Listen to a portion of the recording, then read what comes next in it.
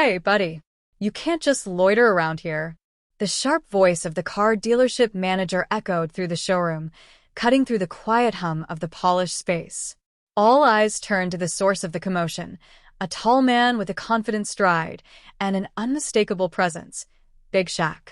Dressed casually in a hoodie and sneakers, he didn't look like someone who would usually be found in a high-end car dealership. But there he was, standing smack in the middle of the gleaming showroom, admiring a sleek, brand-new sports car. The manager, a sharp-dressed man named Carl, marched over with a look of pure annoyance plastered on his face. Carl was proud of his position, always making sure the dealership ran like a well-oiled machine. He had a habit of judging people at first glance, and from the way Big Shaq looked, Carl had already made up his mind. In Carl's eyes, this guy was just another dreamer, someone who had no business being around cars that cost more than most people's houses. I said, "What are you doing here?" Carl demanded, standing inches away from Big Shaq. The towering man turned slowly, his expression calm, yet curious. "Just looking," Shaq replied casually, his voice carrying a slight smirk. His response, though harmless, only irritated Carl further. "Looking? This isn't a free museum, pal. These cars aren't for people who can't afford to buy them," Carl snapped, his tone dripping with condescension. A few of the salespeople in the background exchanged uneasy glances, but no one dared to intervene. Carl was the boss on the floor, and he had a reputation for being ruthless with anyone who crossed him or anyone he thought didn't belong. Shaq raised an eyebrow, but didn't seem fazed. "And how do you know what I can or can't afford?" he asked, his tone calm but carrying just a hint of challenge. The question caught Carl off guard for a split second, but he quickly recovered, his arrogance doubling down. "Because I've been in this business long enough to spot time wasters from a mile away."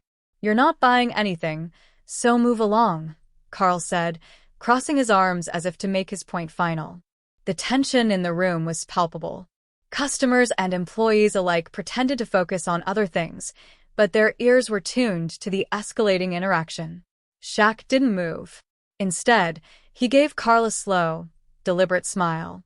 It wasn't one of amusement or anger. It was the kind of smile that hid 1,000 unspoken thoughts. "You might want to be careful how you talk to people," Shaq said, his voice steady. "You never know who they really are." Carl let out a mocking laugh. "Oh, is that a threat? What, are you going to leave me a bad review? Please. I've dealt with your type before. Now, if you don't leave, I'll have security escort you out." The atmosphere grew heavier. Carl's voice carried authority, but there was something about Shaq's calm demeanor that unsettled those watching. Even though Carl clearly held the power in this moment, there was an air of quiet confidence about Shaq that made people wonder if this confrontation wasn't as one-sided as it seemed. "Security, huh?" Shaq said, his smile widening just a fraction. "Go ahead. Do what you've got to do." Carl hesitated, perhaps sensing that something about this situation was off, but his pride wouldn't let him back down. "Fine. "Have it your way," he said, pulling out his phone to make the call. As Carl dialed, Shaq turned his attention back to the car he'd been admiring, a stunning luxury vehicle that practically screamed wealth and status. He ran a hand lightly along its smooth, polished surface, his expression thoughtful. It was as if he wasn't even bothered by the drama unfolding behind him. By the time Carl finished his call, 2 burly security guards entered the showroom, their faces stern and professional. Carl pointed at Shaq with an air of triumph. "Get him out of here," he barked. The guards approached Shaq, who stood his ground without a trace of fear or resistance. "Gentlemen," Shaq said, nodding politely. "You don't have to do this. I'm not causing any trouble." The guards exchanged a quick glance, clearly uncomfortable with the situation. They didn't want to escalate things unnecessarily, but Carl was their boss, and they had their orders. "Sorry, sir, but we're going to have to ask you to leave," one of them said, his tone firm but apologetic. Shaq sighed and stepped back, raising his hands in mock surrender. All right. I'll go," he said, his voice light and easy, as if this was all just a minor inconvenience. He took a few steps toward the exit, but then he stopped and turned back to face Carl. "Before I leave," Shaq said, his voice cutting through the room like a knife. "There's something you should know." Carl rolled his eyes, already impatient to move on. "What?" "You're going to tell me you're a secret millionaire, or something." "Spare me the sob story." Shaq chuckled softly, shaking his head. "Not quite," he said. "But I do happen to know the owner of this place. Very well, actually." Carl's smug expression faltered for the briefest moment, but he quickly masked it with skepticism. "Yeah, sure you do," he said dismissively. "Nice try." Shaq's smile grew wider, and this time there was a hint of amusement in his eyes. "Oh, I'm not trying anything," he said. "In fact, I think you'll be hearing from them very soon. Maybe sooner than you think." And with that, Shaq turned and walked out the door, leaving behind a room full of stunned silence. Carl stood frozen, his confidence shaken but his pride unwilling to admit it. The other employees whispered among themselves, exchanging theories about what had just happened. But the biggest question lingering in everyone's mind, especially Carl's, was this: who exactly was Big Shaq, and how much truth was behind his words? As the glass doors closed behind him, Shaq glanced back one last time, a knowing look in his eyes. Whatever was coming next, one thing was clear: this wasn't the last time Carl would be seeing him. The next morning, the dealership buzzed with the usual energy of salesmen prepping for the day, customers trickling in to browse, and the hum of conversations about numbers, offers, and financing. But beneath the surface, there was an unspoken tension lingering from the previous day's incident. Carl, however, seemed completely unfazed. He walked into the showroom like he owned the place as usual, flashing his toothy grin at his team. "All right, people, let's get moving. Big numbers today, let's not waste time," he barked, clapping his hands to get everyone's attention. It was business as usual for Carl, and whatever had happened with Big Shaq was now firmly in the back of his mind. But not everyone had moved on.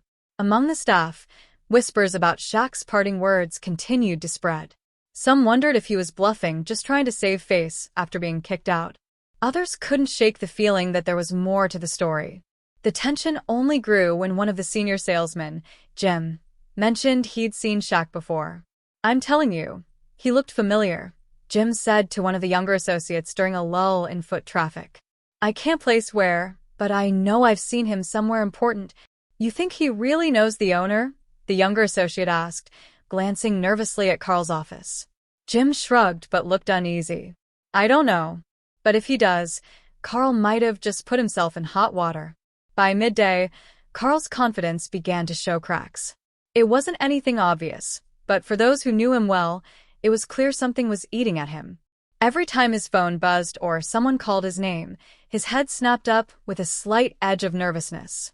He hadn't told anyone, but Shaq's words had gotten under his skin. "Maybe I should double-check with the owner, just to be sure," Carl muttered to himself in his office. But then he shook the thought away, convincing himself it wasn't worth the trouble. Nah, that guy was all talk. As the day wore on, a shiny black SUV pulled up to the dealership, catching the attention of the staff. It wasn't just the car itself, though it was impressive, but the way it commanded attention, like it belonged to someone who knew they didn't need to prove anything. The driver's door opened, and out stepped a well-dressed man in his late 50s. He had an air of authority about him, the kind that turned heads without effort. It was Mr. Lawrence, the owner of the dealership chain. Carl had never seen him visit this location in person before, and his arrival immediately set everyone on edge.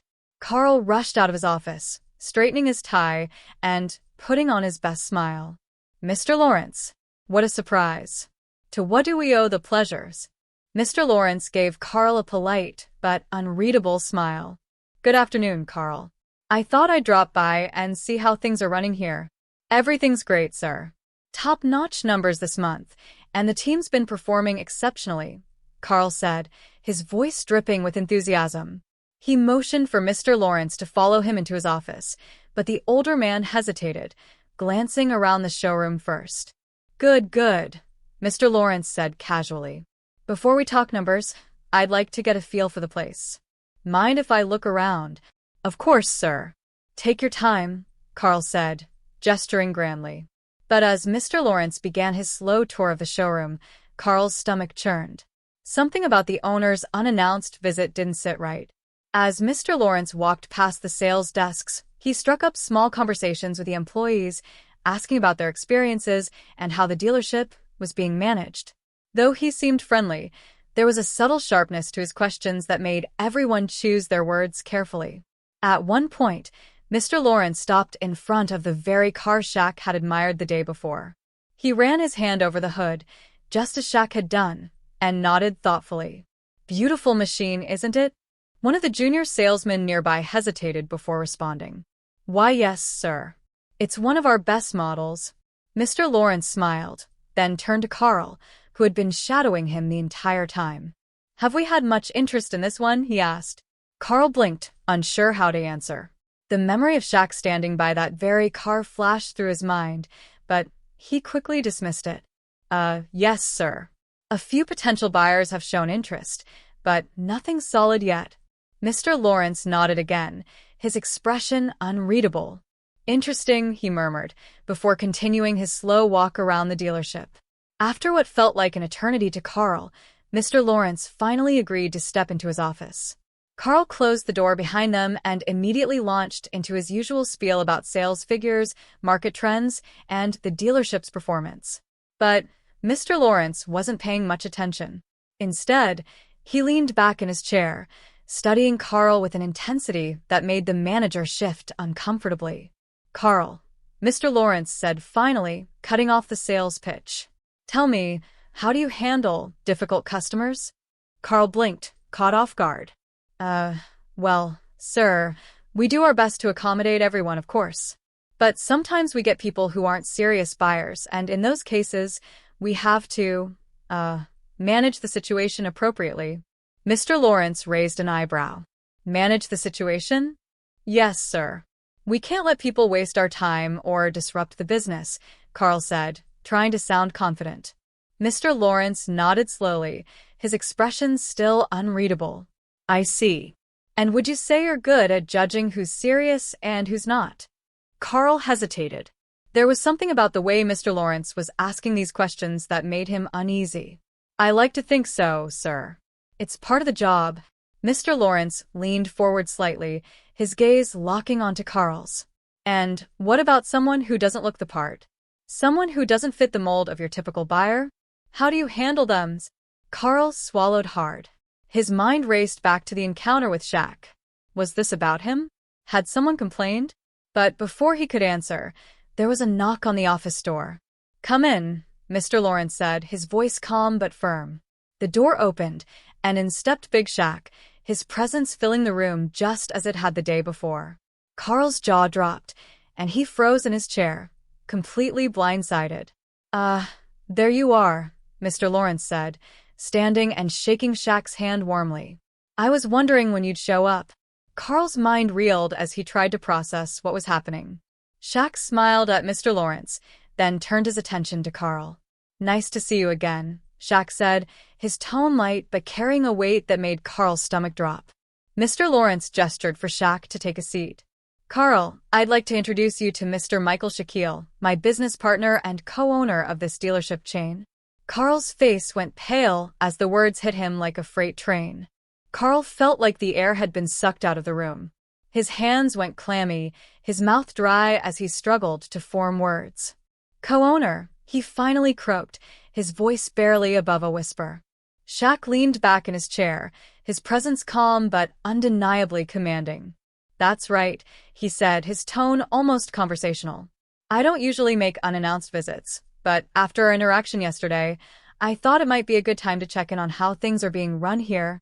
Carl's heart raced.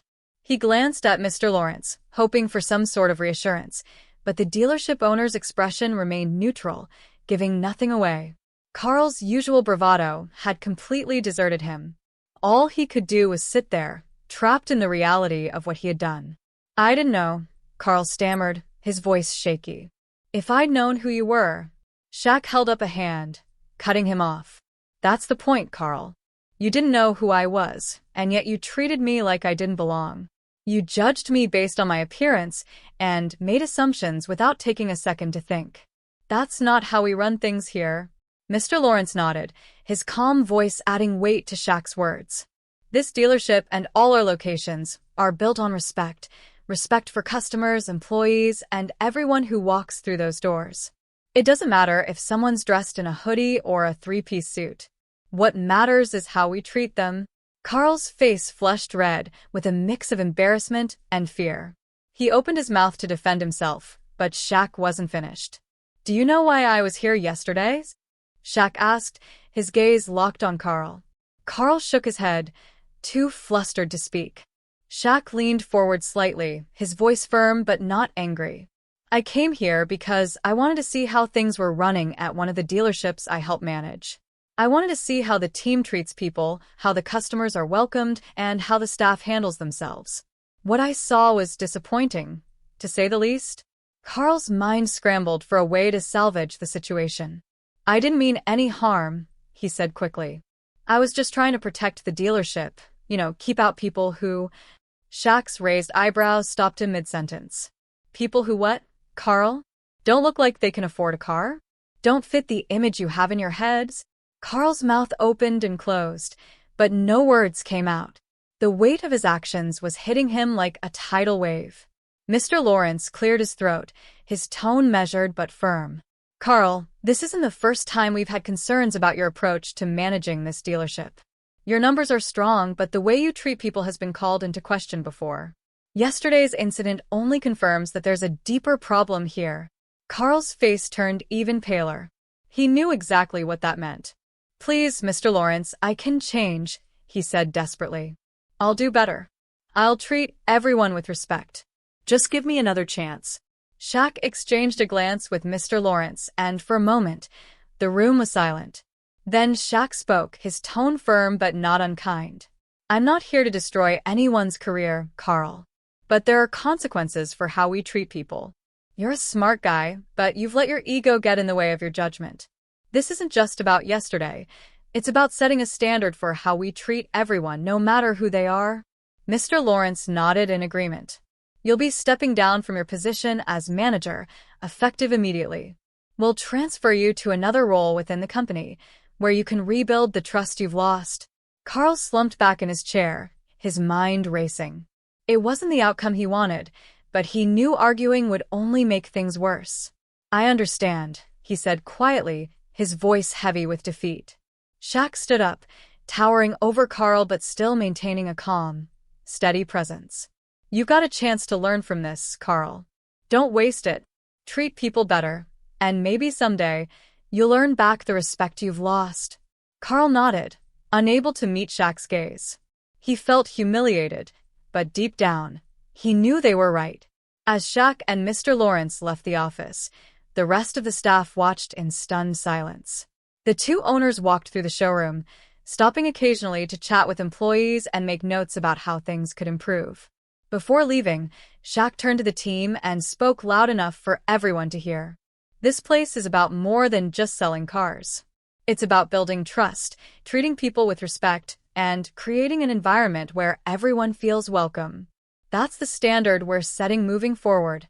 The employees nodded, their respect for Shaq growing with every word.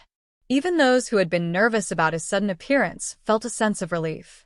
This wasn't just about punishing Carl, it was about making the dealership a better place for everyone. As Shaq stepped outside, he paused by the same car he had admired the day before. He ran his hand along the hood one last time, then turned to Mr. Lawrence with a smile. Think I'll take this one after all, he said with a chuckle. Mr. Lawrence laughed, clapping him on the back. You've earned it, my friend. The SUV pulled away from the dealership, leaving behind a team that felt both humbled and inspired. Carl's departure as manager marked the beginning of a new chapter for the dealership, one where respect and inclusivity would take priority over appearances and assumptions. For Shaq, it wasn't about teaching Carl a lesson, it was about setting an example. Everyone deserved to be treated with dignity, no matter who they were or how they looked.